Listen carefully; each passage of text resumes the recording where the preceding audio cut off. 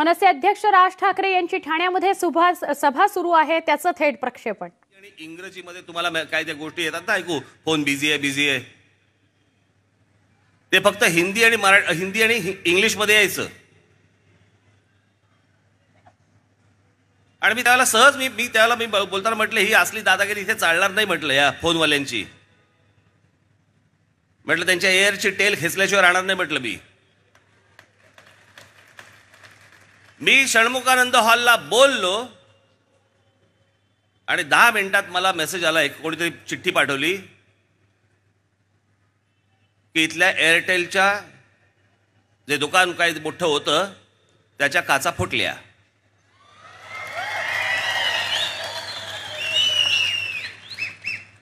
ते करणारा हा आमचा अविनाश जाधव.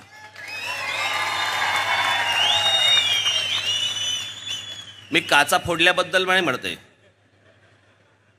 पण आज जे मी ज्यावेळेला तिथे बोललो ते बोलल्यानंतर मग त्या सगळ्या मोबाईलच्या कंपन्या आल्या सगळ्या शरण आल्या. मग काय त्यांना हाग्यादम द्यायचा तो दिला. मी म्हटलं तुम्ही महाराष्ट्रामध्ये मोबाईल फोन चालवताय आणि महाराष्ट्राची राजभाषा मराठी, त्याला तुम्ही स्थान देत नाही. लवकरात लवकर आम्ही करतो. लवकरात लवकर नाही म्हटलं, आज.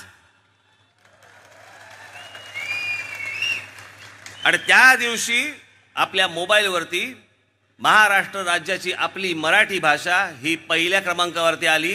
मी त्याला सांगितलं होतं की म्हटलं जगामधनं कुठूनही महाराष्ट्रामध्ये कोणालाही फोन करू देत, त्याच्या कानावर पहिल्यांदा माझी माय मराठी पडली पाहिजे, मग बाकीच्या भाषा पडल्या तरी चालतील.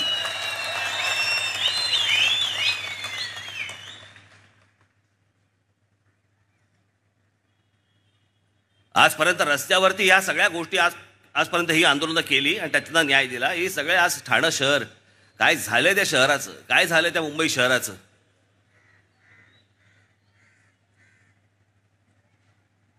मी जे वारंवार जे सांगतोय ना की हा काय माझा दुसऱ्या राज्यांबद्दलचा द्वेष नाहीये, पण एखादं राज्य दुसऱ्या राज्यांमधली माणसं किती अंगावरती घेणार आणि किती माणसं पोहोचणार, त्याला काही मर्यादा आहेत.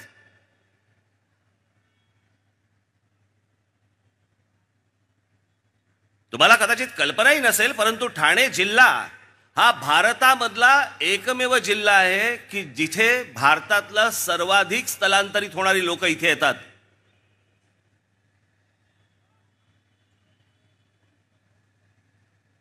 आणि मग आमचे हळूहळू बाहेर. पहिले गिरगावात राहायचे, मग दादरला आले, मग दादरवरनं पुढे गेले, मग कुठेतरी मालाडला गेले, मग मालाडवरनं नाही ठाणं बरं वाटते, मग ठाण्याला गेले, मग ठाण्यातनं आपण कल्याण डोंबिवलीला गेलं बरं, मग कल्याण डोंबिवलीला पुढेच चाललेत. उझबेकिस्तान गाठाल एक दिवशी.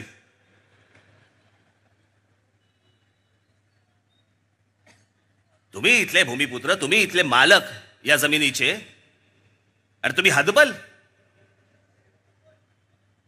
तुम्ही शांत बसलात. याचं कारण आपलं अवतीभोवती लक्ष नाहीये. आपण 5 वर्षात एकदा येतो आपण आणि सांगतो की बाबा नाही आम्ही बटन दाबलं, आमचं कर्तव्य आम्ही पार पाडलं. जो निवडून दिलाय त्यांनी त्याचं कर्तव्य पार पाडलं का, हे कधी 5 वर्षात विचारलं का तुम्ही?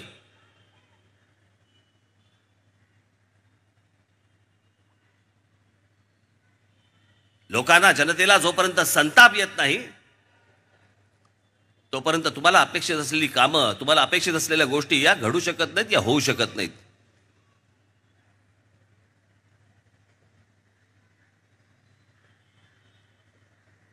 मला ह्याच्या अगोदर काही कळलं नाही. मला गेल्या 5 वर्षामध्ये अनेक काही निवडणुका वगैरे झाल्या.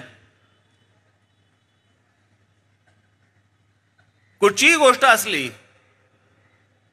मग ती काय तुमची वैद्यकीय नीटची परीक्षा असेल, नाही तर अजून इतर कुठचे प्रश्न असतील, सगळे येतात आमच्याकडे प्रश्न सोडवायला.